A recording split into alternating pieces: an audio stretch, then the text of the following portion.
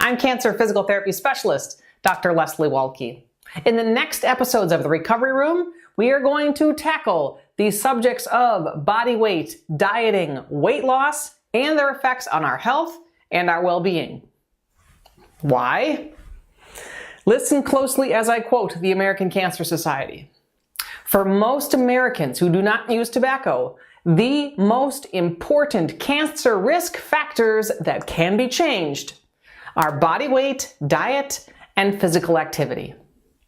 The World Cancer Research Fund estimates that about 20% of all cancers diagnosed in the United States are related to body fatness, physical inactivity, excess alcohol consumption, and/or poor nutrition, and therefore could be prevented.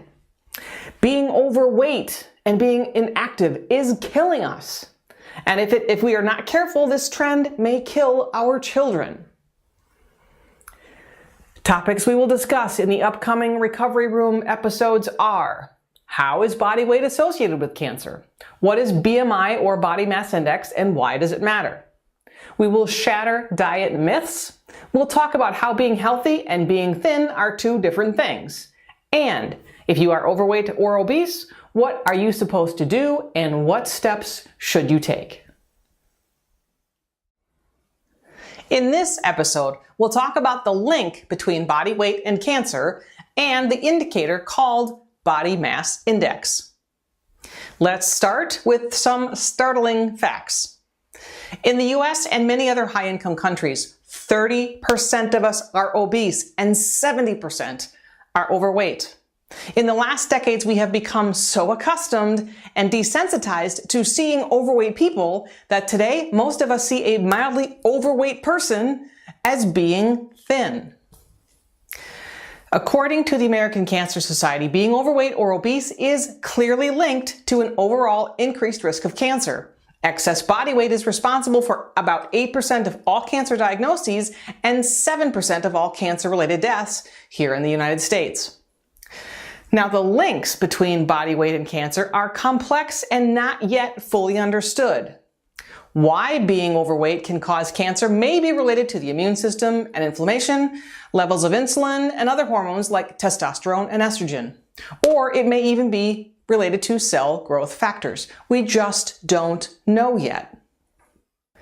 Being overweight or obese, though, is clearly linked to an increased risk of these cancers: postmenopausal breast cancer, colorectal cancers, endometrial cancer, esophageal cancer, and kidney and pancreatic cancer. Being overweight or obese may also raise the risk of these cancers: gallbladder, liver, non-Hodgkin's lymphoma, multiple myeloma, cervical cancer, ovarian cancer, and prostate cancer. Body mass index is a tool to give us a general idea of what our weight should be.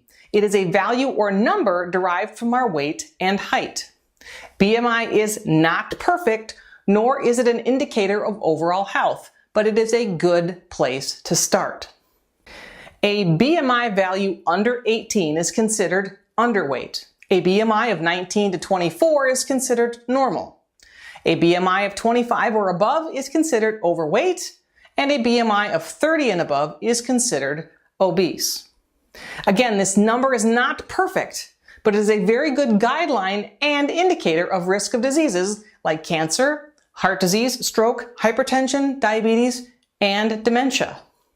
Yes, current research suggests losing even a small amount of weight has proven health benefits and can reduce the likelihood and severity of these medical issues.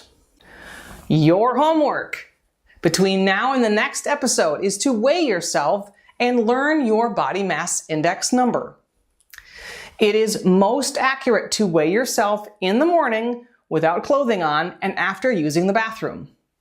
To calculate your BMI, you can easily find a BMI chart or calculator on the internet, or you can call your doctor's office. Knowledge is power. I'm Dr. Leslie Walke signing out from the Recovery Room. Let's talk again soon.